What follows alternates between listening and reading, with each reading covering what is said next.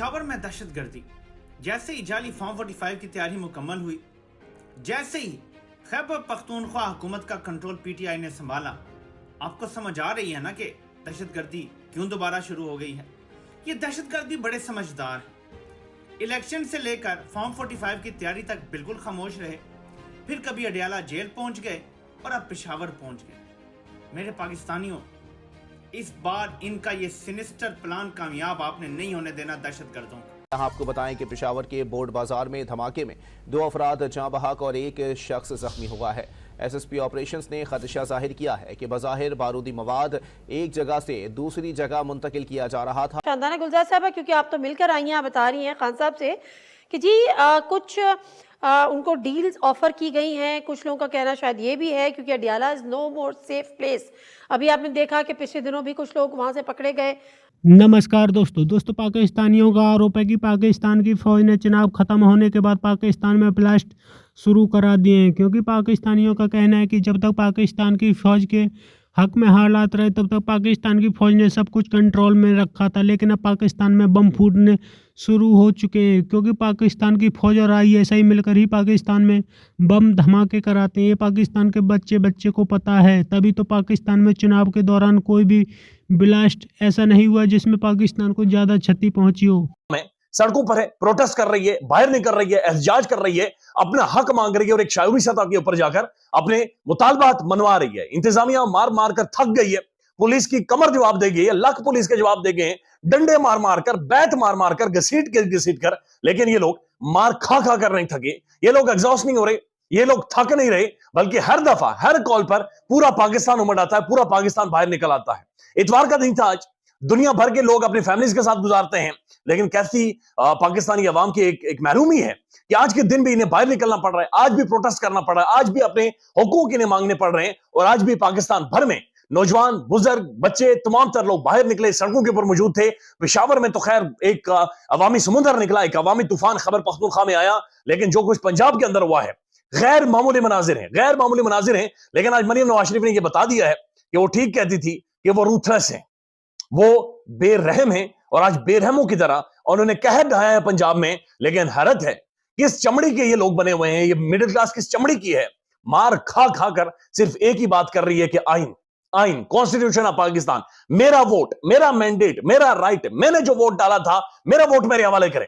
यानी डंडे खाने के बाद वो पुलिस से ये करें जनाब हमारा आपके साथ कोई मुकाबला नहीं है, हम इदारों के खिलाफ नहीं है, हमारा वोट हमने जाकर डाला था, लिहाजा वोट हमारे हवाले किया जाए और वोट हमें दिया जाए। पंजाब में मरियम ने जो कहर डाला है वो आपको दिखाते हैं, लेकिन उससे पहले पेशावर पाकिस्तानी है, उसमें चूंकि पीटीआई की खास और वहाँ पे एक सपोर्ट है, तो मुमकिन है कि हमारी जो सफारत है उनको उनके लिए काम करना भारत कुछ कदर मुश्किल होगा।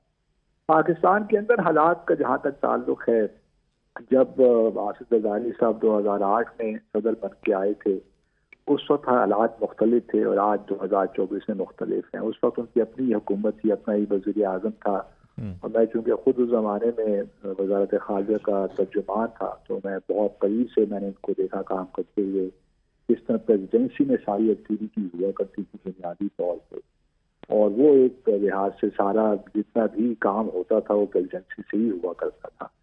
अब चूंकि कोalition गवर्नमेंट है, शहबाज शरीफ साहब जो हैं प्राइम मिनिस्टर हैं और सदर साहब आसिफ जरदारी हैं, मफाहमत की सियासत अपनी जगह पे, लेकिन मेरा ये ख्याल है कि इन दोनों की जो है नजरें वो 2032 पे होंगी, क्योंकि जरदारी साहब तो चाहेंगे कि किस तरीके से 2032 में बिलावल प्राइम मिनिस्टर बन जाएं, और शायद शहबाज शरीफ साहब मैं ये तो नहीं कहता कि हमजा के बारे में सोचेंगे, लेकिन जरूरत तो यही है कि वो मरियम नवाज शरीफ साहब को प्रमोट करेंगे किस तरीके से।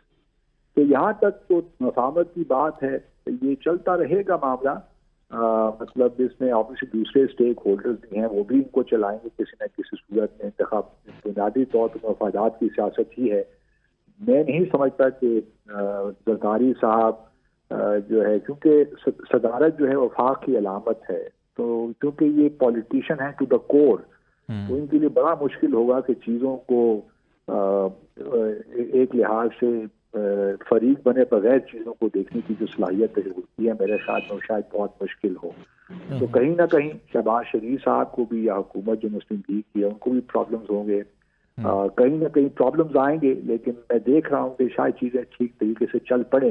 लेकिन बाहर दोनों के जो ऑब्जेक्टिव्स हैं, लॉन्ग टर्म ऑब्जेक्टिव्स हैं, पॉलिटिकल हैं, और वो शायद कहीं ना कहीं बीच में से कुछ ना कुछ प्रॉब्लम्स कभी ना कभी पैदा हों। लेकिन क्योंकि कारी साहब को मालूम है कि उनके इंटरेस्ट में भी यही है, और शुगर ने अब सदर रहना है 5 साल के लिए, हुकूमत तो फिर भी तब्दील हो सकती है, और किसी मौके पे अगर प्रेशर बहुत बिल्ड हुए तो फिर वोट ऑफ कॉन्फिडेंस का भी कहा जा सकता है शहबाज शरीफ को कि आप लें, बट वो एक एक्सट्रीम सिचुएशन है, उस वक्त तक शायद बात ना पहुंचे।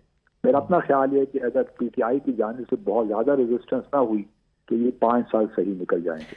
आपका ख्याल है कि रेजिस्टेंस नहीं होगी, या क्योंकि केपी और बलूचिस्तान में हम देखें तो ये एक गठजोड़ हमें नज़र आ रहा है पॉलिटिकली, चकजई साहब को प्रेसिडेंट का कैंडिडेट बनाना, कौम परस्त जमातें, बलोच जमातें जितनी भी हैं वो भी एहतजाज के लिए तैयार हैं, JUI तैयार है, केपी में गवर्नमेंट इनकी अपनी है PTI की, तो वो तो तमाम मशीनरी को इस्तेमाल करेंगे प्रेशर बढ़ाने के लिए वफाक के ऊपर, और GDA सिंध के अंदर JUI वहाँ से क्रिएट कर रही है प्रॉब्लम और प्रेशर।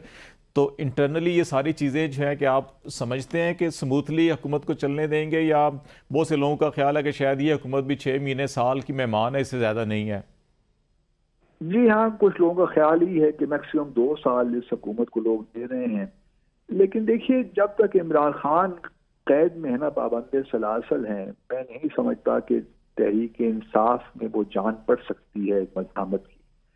जहाँ तक JUI का ताल्लुक है, मौलाना फजल रहमान साहब इस वक्त ऑब्वियसली नाराज हैं, क्योंकि वो खुद भी सदारत के शायद उम्मीदवार थे, या कुछ उनकी और भी डिमांड थी, और उनको भी एक लिहाज से रिगिंग के हवाले से बहुत शिकायत हैं, खास तौर पे केपी में।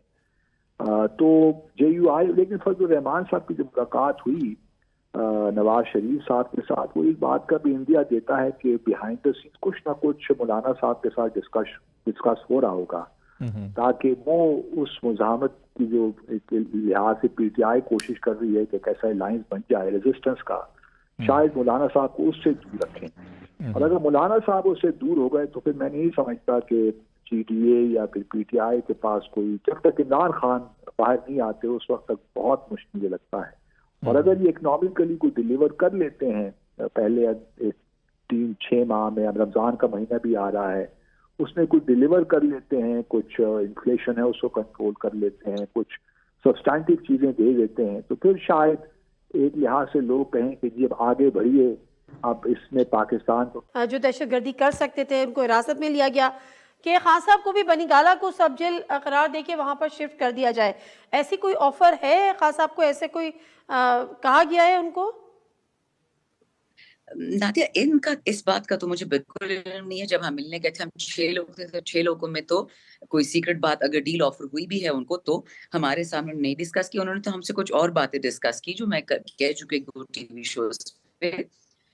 लेकिन खान साहब देखिए, वो बहुत क्लियर हैं, और आई थिंक ये थोड़ा सा एम्बैरेसिंग भी है। पाकिस्तान जैसे मुल्क, हम एक न्यूक्लियर आर्म्ड नेशन है, और एक मजाहिया सा पोस्ट आता है ट्विटर पे, मैंने देखा, मुझे किसी ने फॉरवर्ड किया स्क्रीनशॉट पे, मैंने उसको खुद रीट्वीट किया। उसमें ये लिखा हुआ था कि पाकिस्तान में हॉस्टाइल इंटेलिजेंस एजेंसीज का दाखिला हो चुका है। इससे कुछ दिन पहले ही, अगर आपको याद है, अडियाला के करीब से कुछ दहशतगर्द, एलिजिडली अफगान दहशतगर्द पाए गए थे, और लंबे लंबे चौड़े चौड़े बड़े फिट दहशतगर्द थे, और उनके पास अडियाला के जेल के प्लान्स भी थे और हथियार भी थे। तो हम तो सोचते हैं कि ये बॉर्डर क्रॉस करके आ गए, और अडियाला के प्लान से पाकिस्तान में 100 जेल हैं, इनको पता नहीं अडियाला में क्या करना था। और आपने आज खुद देख लिया पंजाब में, लाहौर में जो मुजाहिरे आज हुए कि PTI के बच्चों पे, उन्होंने बच्चे बैठे थे गाड़ी में, उन पे DSP डंडे बरसा रहा था, कम से कम बच्चों पे, तो वो पाकिस्तान कम फलस्तीन और गजा ज्यादा नजर आ रहा था।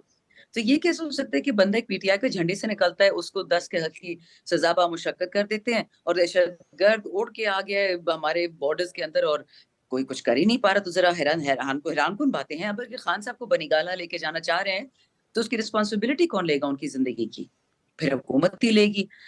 तो मुझे तो इस वक्त समझ ही नहीं आ रही कि करना क्या चाह रहे हैं, पाकिस्तान को किस नहज पे खड़ा करना चाह रही है। बट तो दोस्तों, पाकिस्तानी हमेशा से आरोप लगाते हैं कि पाकिस्तान की फौज पाकिस्तान के चुनावों में सबसे ज़्यादा धांधली करती है। उसके बाद पाकिस्तान में ब्लास्ट भी पाकिस्तान की फ़ौज कराती है, क्योंकि पाकिस्तान की फ़ौज डॉलर के लिए अपने लोगों की कुर्बानी दे देती है। पाकिस्तान की फ़ौज की हमेशा से आदत यही रही है कि अपने लोगों की जान की बाजी लगा करके पाकिस्तान की फ़ौज ने डॉलर बनाए, और आज भी पाकिस्तान की फ़ौज उसी नक्शे कदम पर चलती चली जा रही है। जिस तरह से पाकिस्तान में चुनाव हुए तो उस वक्त पाकिस्तान में सब कुछ हालात पाकिस्तान की फ़ौज के कंट्रोल में थे, लेकिन जैसे ही चुनाव ख़त्म हुए हैं वैसे ही पाकिस्तान में बम फूटने शुरू हो चुके हैं। पाकिस्तानियों का कहना है कि पाकिस्तान में अब बड़े बड़े बम ब्लास्ट शुरू हो चुके हैं, क्योंकि पाकिस्तान की फ़ौज हमेशा से यही करती है। पाकिस्तान में जिस तरह से लगातार चुनाव धांधली के खिलाफ प्रोटेस्ट हो रहे हैं, उसको काबू करने के लिए पाकिस्तान की फ़ौज ने बम फुड़वाने शुरू कर दिए, क्योंकि पाकिस्तान की फ़ौज इमरान समर्थकों को ऐसे तो काबू नहीं कर सकती, उनको किसी न किसी तरीके से बहला फुसला कर ही